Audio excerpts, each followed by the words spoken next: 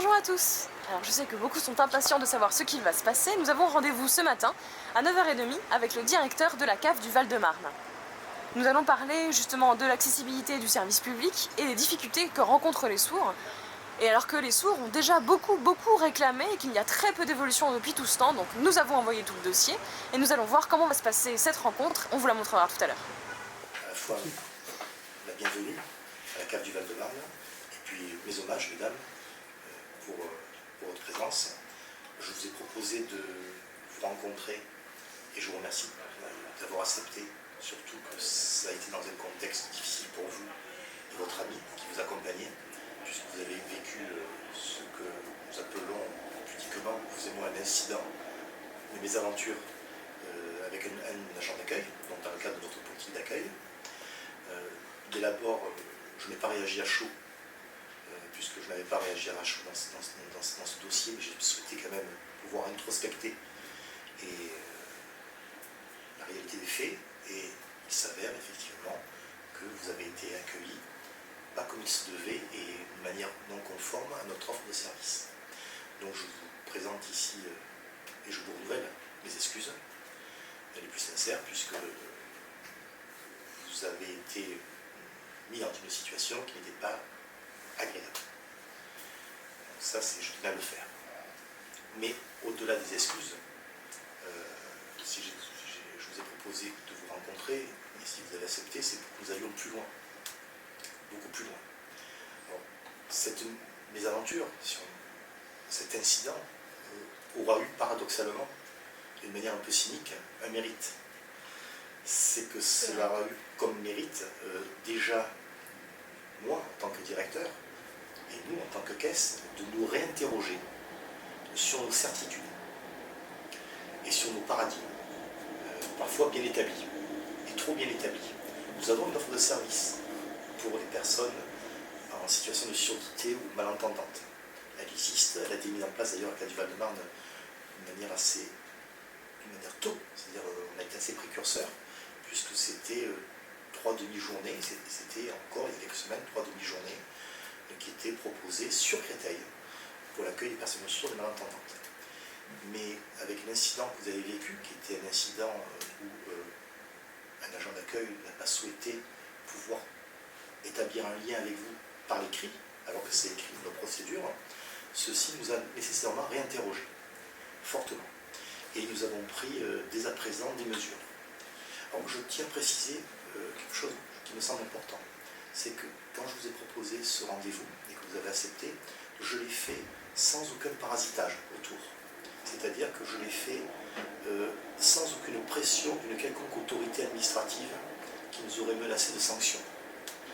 La CAF a son autonomie et nous n'agissons pas sous la pression administrative ou sous la menace de sanctions. Ça, nous agissons en tant que service public. Et nous reconnaissons qu'en la matière, il y a eu une erreur qui a été commise, et donc ça nous réinterroge. Alors, dès à présent, je vous le disais, nous avons pris des mesures, et j'ai souhaité prendre des mesures. C'est-à-dire que dès à présent, la cave du Val-de-Marne ouvrira ses services aux personnes sourdes et malentendantes du lundi au vendredi, sur Créteil, de 9h à 16h. C'est une super nouvelle. C'est-à-dire qu'il n'y aura pas, pour une personne qui est en situation sourde ou malentendante, sans rendez-vous, bien évidemment. Sans rendez-vous, il n'y aura pas la difficulté de venir le mardi après-midi, le mercredi après-midi ou le jeudi après-midi. Ça, c'est dans un premier temps.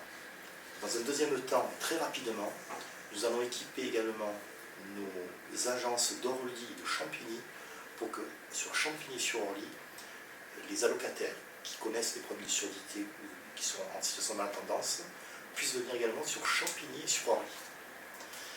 Donc ça veut dire que nous aurons une offre de service qui sera équivalente pour n'importe quel allocataire. Ça, c'est la première mesure qui est arrêtée et qui est déjà mise en place sur Créteil actuellement. Nous maintenons bien évidemment le service que nous avons contracté avec la société Helios de l'interprétariat par web. Mais nous avons également demandé à certains de nos techniciens conseils s'ils seraient d'accord pour suivre une initiation et une formation à la langue des signes. Et nous avons 40 techniciens conseils qui vont être inscrite en formation et en initiation en langue des signes. J'avais essayé et tenté d'apprendre quelques signes, je dois vous l'avouer, mais je n'ai pas osé parce que je pense qu'il aurait pu y avoir quelques quiproquos dans la gestuelle. En plus, étant un homme du Sud, je parle avec les mains et donc il aurait pu y avoir quelques parasitages. Au-delà de cet aspect opérationnel et concret, nous avons également, et nous allons mettre en place, quelque chose qui sera permanent, c'est-à-dire que toute personne allocataire, sourde ou malentendante, se verra proposer un questionnaire. Dans ce questionnaire, nous demanderons à la personne, si elle souhaite le remplir, si elle était satisfaite, très satisfaite, pas tout satisfaite, et en tout à la cause de nous dire si elle a des suggestions ou des remarques à nous faire remonter. Et nous exploiterons systématiquement ce questionnaire, bien évidemment, pour faire évoluer les choses. Alors, nous n'allons pas faire de grandes chartes déclaratives, ça relève du national, mais par contre, nous allons aller au-delà. Nous allons localement, puisque moi je ne parle ici que du local, je n'ai pas de compétences pour parler du national. Localement, nous allons faire une charte d'engagement. C'est-à-dire que nous allons acter des engagements que nous prenons, que nous pourrons faire évoluer d'ailleurs, avec votre aide, peut-être avec ce que vous allez aujourd'hui nous proposer de faire état. Oui. Faire évoluer des engagements sur lesquels nous allons devoir les tenir. C'est-à-dire s'engager à accueillir une personne sourde malentendante 5 jours sur 5, sur Créteil, sur Champigny, sur s'engager à mettre en place un dispositif d'interprétariat. S'engager, si la personne ne souhaite pas l'interprétariat, puisque nous avons eu 2 personnes qui ne souhaitaient pas passer par l'interprétariat. S'engager à utiliser l'écrit. S'engager également à demander systématiquement le ressenti de l'accueil que les personnes ont, de manière à ce que nous puissions faire ce qu'on appelle un contrôle, de supervision de la qualité de notre service, et puis voir si d'autres engagements sont également possibles, puisque là c'est une première réflexion, mais je pense que l'on peut peut-être aller au-delà, et puis il y a des choses sûrement qui nous échappent, et sur lesquelles peut-être vous allez pouvoir nous éclairer. Oui, bien sûr. Merci également. C'est vrai que j'ai été surprise que vous m'appeliez directement pour me proposer un rendez-vous, c'est vrai, parce que je préparais pour éventuellement vous contacter, et puis finalement vous avez fait le premier pas, et vraiment je vous dis très sincèrement que j'ai été ravie de ça, je vous remercie beaucoup. Les personnes sourdes aussi qui nous suivent, etc. C'est vrai que depuis la loi de 2005, voilà, l'accessibilité n'est pas terminée, en 2016 aujourd'hui c'est encore très difficile, et donc c'est vrai que merci beaucoup de nous recevoir aujourd'hui. Alors je m'attendais à vous poser tout un tas de questions auxquelles vous avez déjà répondu, effectivement, par rapport notamment aux heures d'accueil des personnes sourdes, etc. Au fait aussi que vous ayez réfléchi en équipe aussi et demandé notamment un questionnaire aux personnes qui sont allocataires et qui souhaitent donner leur ressenti. Et ça c'est vraiment intéressant, c'est ce que je souhaitais également vous demander. Alors c'est vrai que oui, c'est vrai, c'était un incident qui m'a beaucoup choquée parce que honnêtement j'ai juste demandé est-ce que c'est possible que ce soit réparé mardi prochain. C'était ça mon mot que j'avais écrit sur le papier, c'était très simple pourtant pas très compliqué. Et voilà, oui, j'étais en colère, c'est pour ça que j'ai publié cette vidéo, parce que c'était vrai, c'était très choquant. Et par contre, ce qui était intéressant, c'est que j'ai eu beaucoup de réactions avec des personnes qui m'ont dit qu'ils avaient vécu des situations similaires à la mienne. Donc c'est vrai que j'ai récupéré quelques sondages, on a un peu fait un sondage dans la communauté sourde, etc. J'ai reçu 500 à peu près réponses, 400 réponses, je crois 390 à peu près. Et effectivement, oui, il y a eu beaucoup de choses qui ont été dites. J'ai essayé de les classer un peu pour voir un peu les réactions et pour vous donner un peu tout ça. Donc c'est un petit dossier que j'ai préparé pour vous, qui est un peu gros maintenant, mais qui retrace un peu tout ça. Parce qu'il y a 60 pages, mais rassurez-vous, ça n'est pas... Voilà, il y a 10 pages qui peut-être vous intéressent, que je vous propose, le reste ce sont juste des témoignages en fait que j'ai voulu mettre pour voir un peu, pour que vous puissiez éventuellement aussi en prendre connaissance. Donc en fait, on parle du service public en général, voilà, ça n'est pas forcément orienté sur la CAF, mais c'est aussi peut-être pour vous donner conscience des autres services qui existent et qu'il y a aussi quelques différences dans les autres services qui peuvent être intéressants. Alors il y a des personnes sourdes aussi qui sont effectivement des cas un peu différents de surdité. Il y a des personnes, comme vous disiez tout à l'heure, qui préfèrent l'écrit à l'interprète, d'autres qui préfèrent la langue française parlée complétée. Il y a différentes formes en fait, de communication en fonction des personnes. Il y a également des sourdes personnes qui sont ushers, notamment, qui ont des problèmes de vision. Donc c'est vrai que c'est un peu compliqué aussi parfois pour suivre l'interprète notamment.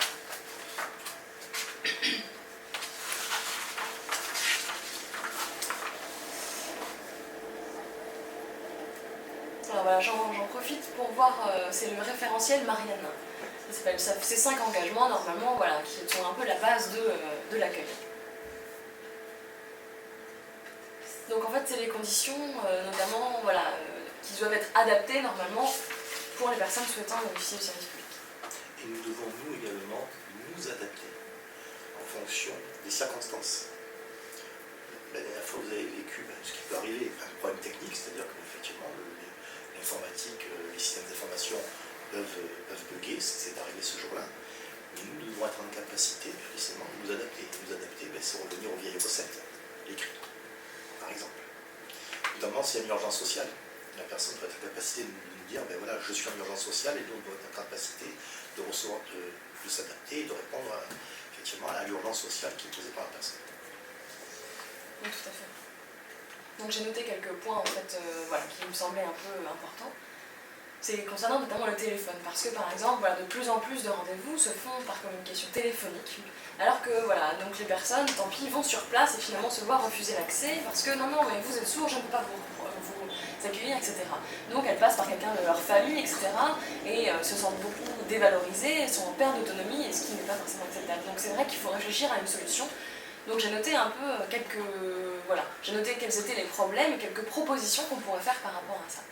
Donc bien sûr, après, c'est quelque chose qu'on a fait ensemble avec le groupe qui nous a supportés, mais évidemment, on peut contacter d'autres associations nationales sourdes qui sont un peu des institutions aujourd'hui. Moi, je ne suis pas grand-chose, je suis juste une petite citoyenne qui a fait ça aujourd'hui, donc eux, c'est peut-être leur rôle aussi de vous appuyer là-dessus. Déjà, la première réponse à ce problème du téléphone, c'est que la personne doit pouvoir accéder à la caisse familiale sans rendez-vous. Tout simplement. Donc, et ce qui sera le cas, c'est-à-dire que la personne peut venir du lundi au vendredi sans rendez-vous, elle doit pouvoir se présenter à l'accueil, et nous devons, nous, être en capacité de l'accueillir à tout moment. C'est la raison pour laquelle nous avons donc mobilisé une équipe désormais dédiée de techniciens conseils, donc de salariés qui sont affûtés sur les questions et les problématiques de liquidation de dossiers, c'est le métier, le cœur du métier, et ces personnes seront bien sûr là pour accueillir les personnes sourdes-malentendantes qui viendront à l'accueil de la CAF, sans rendez-vous, je précise. Ce qui n'empêche pas les personnes sourdes-malentendantes de prendre rendez-vous si elles le souhaitent, qui veulent plus que le moins, mais l'accueil est ouvert sans rendez-vous.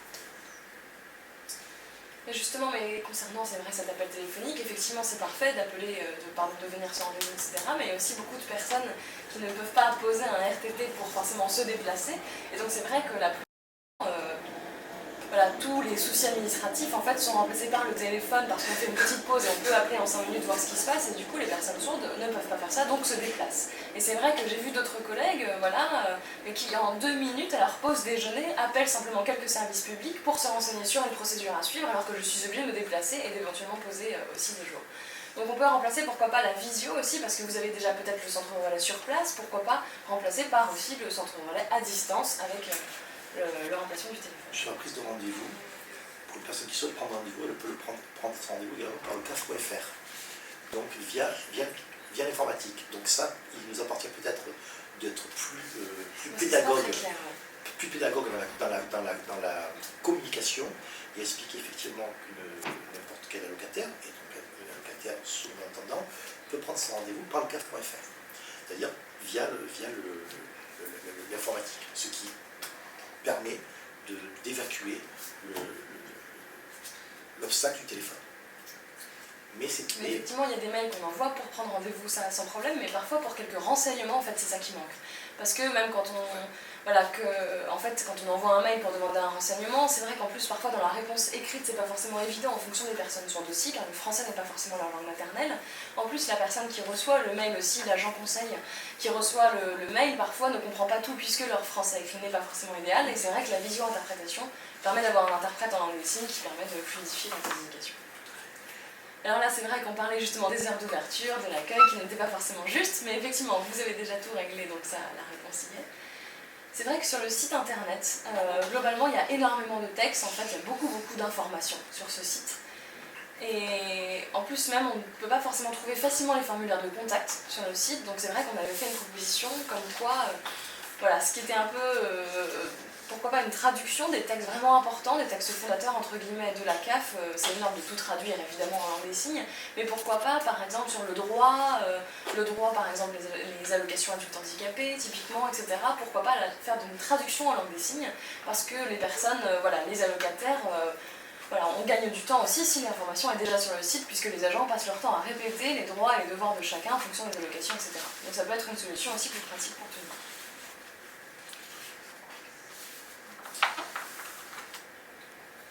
Alors la file d'attente, ça c'est vrai que ça arrive, parfois on appelle en fait les personnes mais les gens ne voient pas et donc finalement passent leur tour, etc. Et ça c'est un souci un peu qu'ils ressentent en termes d'autonomie encore une fois. Donc en fait peut-être qu'il y a une solution technique qui pourrait remplacer, ou même les personnes qui surveillent, les vigiles peut-être, pourquoi pas, voir qu'il y a une personne sourde et dire au fait monsieur c'est à vous, madame c'est à vous. Je ne sais pas comment on pourrait réfléchir à ça, je pense que ça peut être simple à mettre en place, mais ça arrive ce genre d'incident aussi.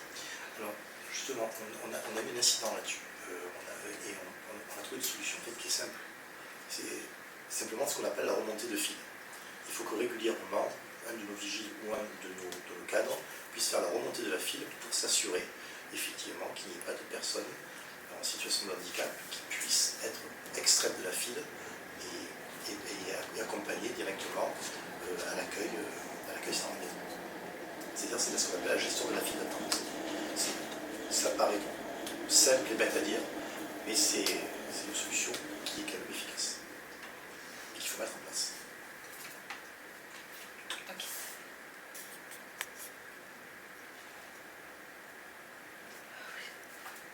Alors effectivement, c'était sur l'accessibilité un peu complète universelle. En fait, parfois, l'accueil fonctionne, etc. Tout va très bien, l'échange se passe très bien. Et parfois, en fait, il y a par exemple des convocations qui sont entraînées, ou par exemple des commissions de fraude, ou ce genre de choses en fait, qui arrivent après l'accueil. Et en fait, là, en général, l'accessibilité n'est pas prête. C'est-à-dire que la personne, la locataire, doit payer de sa poche, par exemple, un interprète, etc., pour pouvoir comprendre la suite du dossier. Ça arrive, ce genre de situation. Et voilà, parce qu'il faudrait penser peut-être un processus de A à Z, qui soit à l'accueil bien sûr, mais aussi à la suite des dossiers. Parce qu'on entre évidemment, pourquoi pas aussi, on rentre et on communique avec les personnes qui sont là, mais ensuite c'est important de penser à l'accessibilité aussi à la suite. Alors ça c'est un témoignage qui m'a vraiment beaucoup marqué.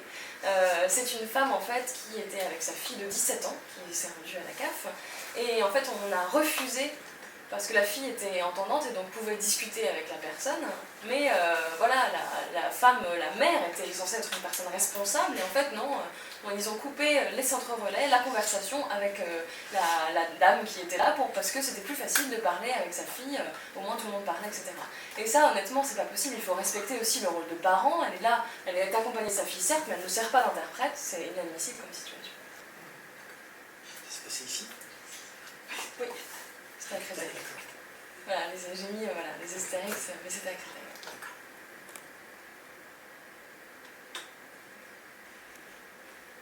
Non, tout à fait. Le parent est là, il accompagne, on n'a pas effectivement à couper la traduction, enfin le service.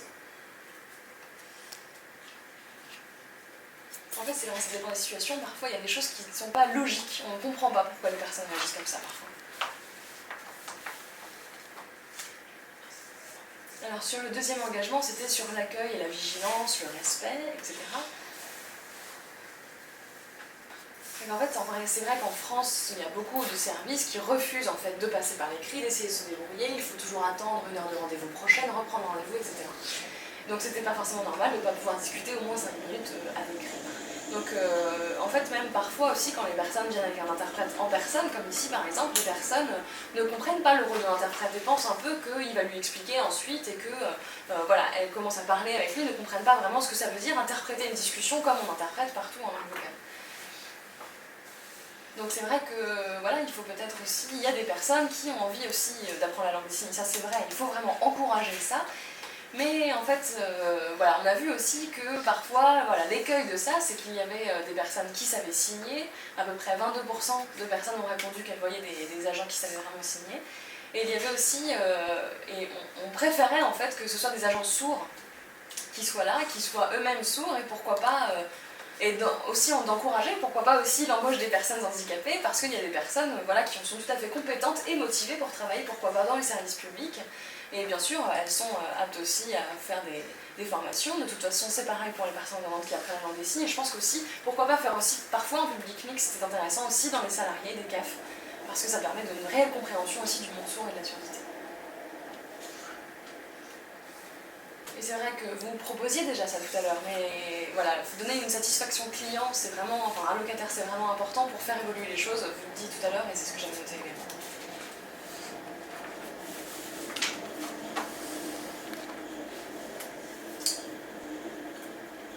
Alors c'était l'engagement 34 que j'ai un peu réduit, c'était donner une réponse claire aux demandes de chacun, avec des délais clairs et précis aussi, et voilà, d'avoir une réponse automatique aussi à chaque demande.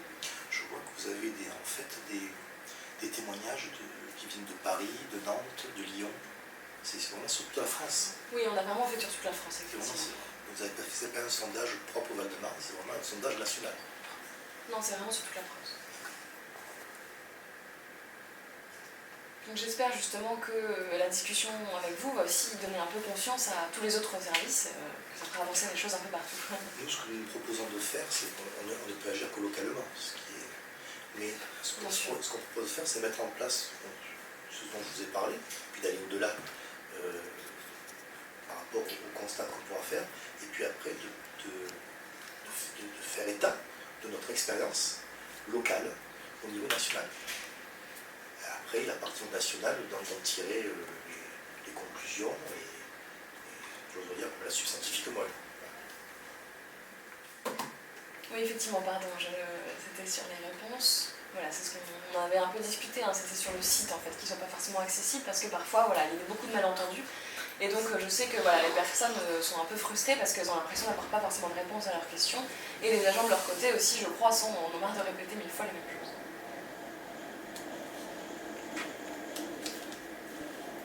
J'avais une question, est-ce que c'est possible par exemple que des usagers sourds ou malentendants, avec des besoins spécifiques, typiquement des signes LPC, etc., est-ce que c'est possible de faire une liste entre guillemets automatique de contact? Par exemple, si le centre relais est en panne, est-ce que c'est pas possible de le noter sur le site pour que les personnes soient prévenues ou quelque chose comme ça? On peut prévoir, je pense, il faut y réfléchir, mais je pense qu'on peut prévoir effectivement des références ou des contacts effectivement en cas de panne.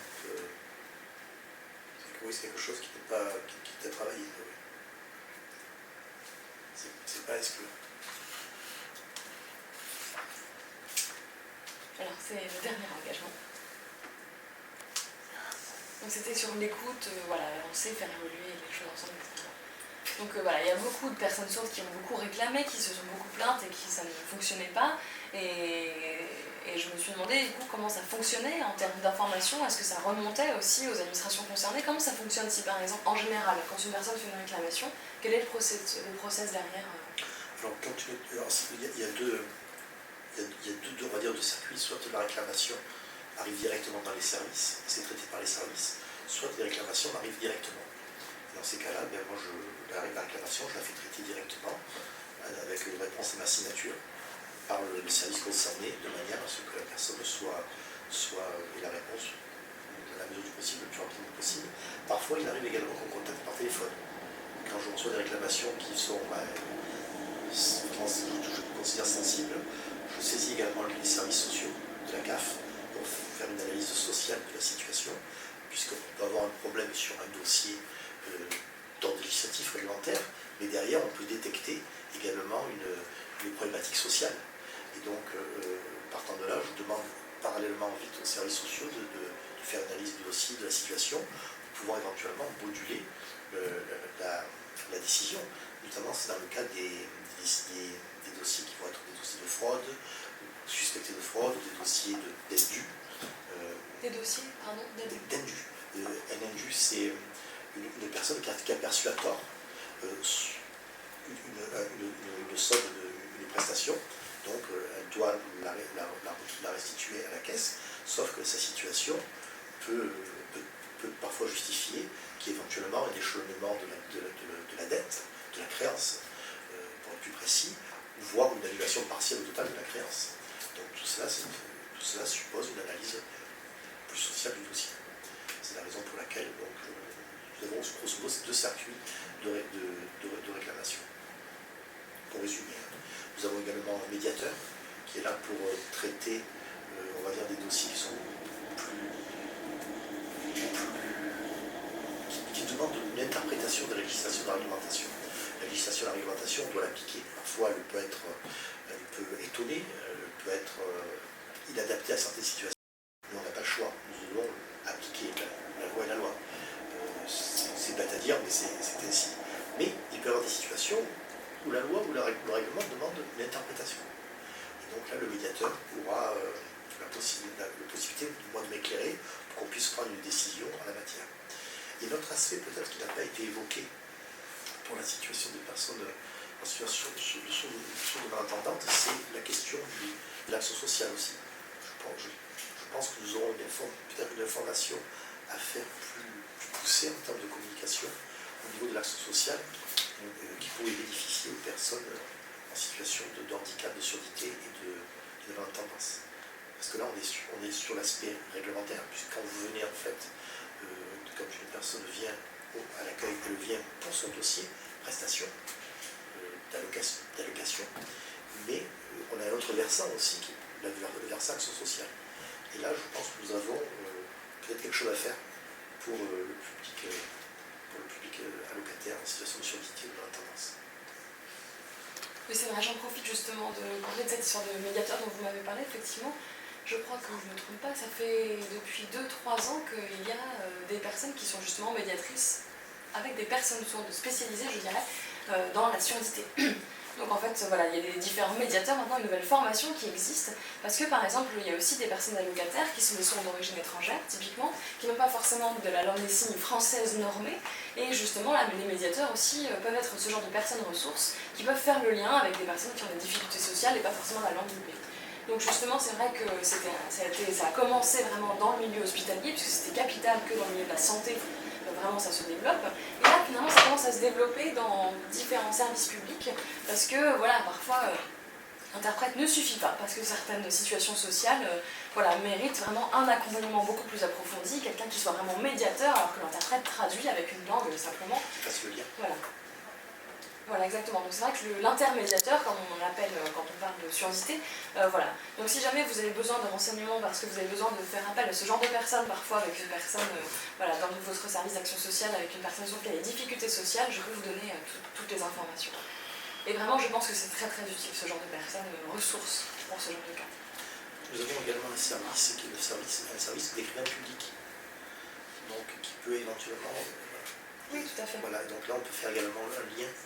Parce que bon, je ne suis pas sûr aujourd'hui que la communication mise en place atteigne les personnes justement en situation de surdité et d'accompagnement sur notre offre globale de services. Écrivain public, interprétariat, mais interprétariat de langue étrangère. Nous avons effectivement, vous l'avez souligné juste à justesse, des allocataires qui ne maîtrisent pas nécessairement la langue française, qui ont des origines étrangères, et nous avons un service d'interprétariat. Donc, qui prend en charge c'est le même finalement dispositif que l'interprétariat en langue des signes, l'interprétariat web en langue étrangère. Et donc là, effectivement, nous allons travailler, nous, sur le lien à faire entre ces différents services. Écrivain public, médiateur. Donc je suis preneur effectivement des éléments que vous pouvez nous communiquer pour le médiateur. Interprétariat en langue étrangère. Et nous allons mettre en place 2 nouveaux services. Ça qui s'inscrit dans le cadre de l'offre globale, c'est un accueil sur l'accueil juridique, du conseil juridique par un prestataire extérieur, et un accueil également sur la consommation, sur tout ce qui est droit à la consommation. Donc ça, on est en train d'y travailler, et notre idée, ça serait effectivement de ne pas saucissonner l'offre globale de services, mais que effectivement, les personnes en situation de handicap, de surdité et de... Peut-être qu'il y a une information intéressante qui vous intéresserait, une information. Il y a des QR codes qui existent, en fait, et qui peuvent être apposés, vous savez, sur les lignes de texte, etc., ou sur les affiches, et qui peuvent justement, voilà, être remplacés par un flash sur le portable, et qui peut être accès à une vidéo qui explique, ou une vidéo qui traduit. Et même sur les affiches, ça fonctionne, une petite information dans les signes, on peut y accéder par le QR code. D'accord. effectivement, nous, on s'est interrogé dans la salle d'attente. Dans la salle d'attente, aujourd'hui, bon, on peut passer des vidéos d'information générale. On se disait, est-ce qu'on ne pourrait pas mettre en place justement une information dédiée, spécifique pour les personnes en situation de surdité, en tendance. Oui, tout à fait. Donc je fais le lien à ce que vous venez de proposer. Ça serait intéressant effectivement de pouvoir faire ce. Vous savez, ce sont des vidéos récurrentes qui passent en boucle. Donc l'idée serait de travailler sur ça. En sachant qu'on a une difficulté, c'est que l'information change rapidement. Mais peut-être que vous pouvez, voilà, il y a des agences, des personnes sourdes, même des personnes qui travaillent dans le multimédia, des personnes sourdes, qui sont spécialisées dans la traduction et l'accessibilité, et que voilà, si c'est une information en plus nationale, etc., peut-être que ça peut s'échanger, que les vidéos peuvent faire le tour aussi, même si ça change. Nous, localement, on est prêt à le faire. Et c'est vrai que ce qui nous manque aujourd'hui, c'est, et en échangeant avec vous, je le mesure d'autant plus, c'est les liens, les formations auprès des structures associatives, agences ou autres, adaptées à ça. Parce que c'est vrai qu'on se pose la question, mais immédiatement, on se heurte, on dit, mais finalement, comment on fait et parfois, le réflexe, c'est non pas d'enterrer la question, mais on pose la question, on n'a pas la réponse, et puis on passe à autre chose, et puis les quotidiens sont chargés, et puis on passe à autre chose, et ça s'enterre. Donc le risque est là.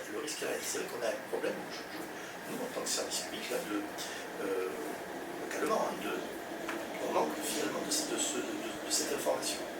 C'est vrai que avec le lien avec vous, d'autres associations, pourrait nous permettre peut-être de nous acculturer à des leviers pour nous qui nous permettraient de faire évoluer un peu plus l'offre de services que l'on met en place aujourd'hui.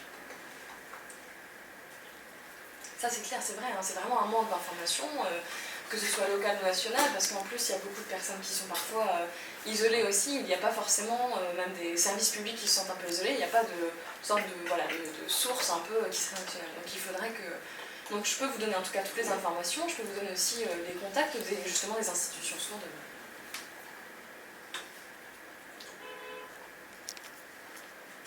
Par exemple, vous voyez, une information qui est visible parce qu'on va la communiquer par flyer ou autre, mais qu'on souhaiterait peut-être mettre sur ce genre de vidéo, c'est par exemple sur les ressources, les déclarations de ressources. C'est un moment important dans la vie des locataires, dans la vie de la CAF, la déclaration de ressources, c'est ce qui va permettre de revoir, soit à la baisse, soit à la hausse, la situation de la locataire. Mais ce sont des informations qui sont importantes, et c'est vrai que en salle d'attente, si on peut, au-delà de l'écrit, si on peut également visuellement faire ressortir l'information, ça peut être pour nous aussi intéressant. Est-ce que c'est possible peut-être, pourquoi pas, je ne sais pas comment ça fonctionne chez vous, c'est vrai, mais vous savez, il y a des pages Facebook qui existent, qui sont spécifiques, pourquoi pas, voilà, on peut poser beaucoup de vidéos très simplement, en fait, avec des personnes, il y a des textes aussi bien sûr, mais avec des personnes qui signent, qui s'enregistrent, et ça peut être un média d'information très rapide. Il faut que je me modernise, parce que je dois vous avouer que vous avez devant vous un homme qui est l'homme du papier, et qui rentre vraiment dans le 21e siècle actuellement. Donc c'est vrai que ce sont des nouveaux modes de communication qu'il nous faut intégrer, en tout cas localement, qu'il nous faut intégrer, parce que je ne vous cache pas que c'est nouveau. Mais je ne suis pas rébarbatif à ça. Mais voilà, il faut qu'on rentre dans cette modernité.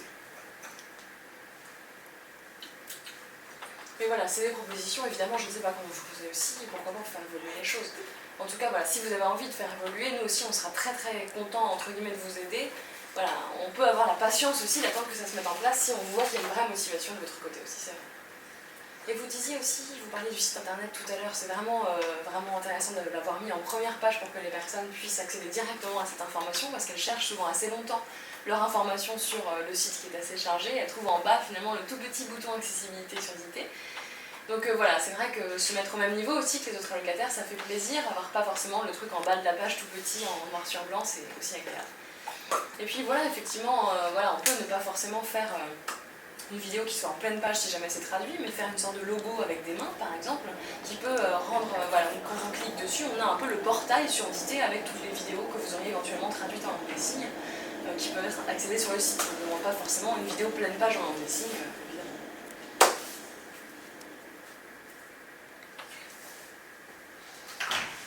Il y avait également aussi... Donc effectivement, vous disiez qu'on manquait d'informations dans les deux sens finalement, puisque les personnes sourdes manquent d'infos, mais vous en manquez aussi sur elles. Et c'est vrai que les médias, en fait, recensent peu aussi ce genre d'informations, mais il y a par exemple des médias comme Echo Magazine, par exemple, qui existent. Je crois que c'est le seul magazine aujourd'hui, ou peut-être qu'il y a un deuxième qui existe, mais en tout cas c'est un magazine qui commence à se développer. Ils ont un site également, donc ça s'appelle Echo Magazine. Donc je ne sais pas qui est chargé de communication peut-être à la CAF, mais pourquoi pas s'intéresser aussi à ce genre de magazine qui est aussi une source d'information pour les personnes sourdes. Et même si c'est local, je pense que vous pouvez aussi l'utiliser comme média d'information, parce que voilà, les personnes sourdes savent vous trouver l'information sur la surdité en général, et donc si ce média fait le lien avec les services publics, je pense que ça peut être pourquoi pas un bon médiateur, voilà, un bon relais. Si vous...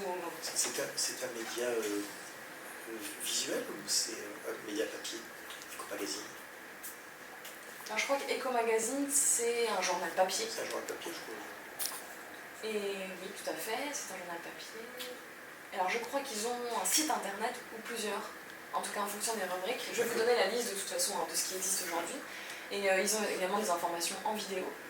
Et donc peut-être qu'on peut les contacter, peut-être qu'aussi c'est la Fédération nationale des sourds de France aussi qui peut vous aider là-dessus. Il faut réfléchir aussi à qui pourrait faire une vidéo. Mais en tout cas, je sais que c'est un média de diffusion qui fonctionne assez bien et qui peut tenir les personnes au courant.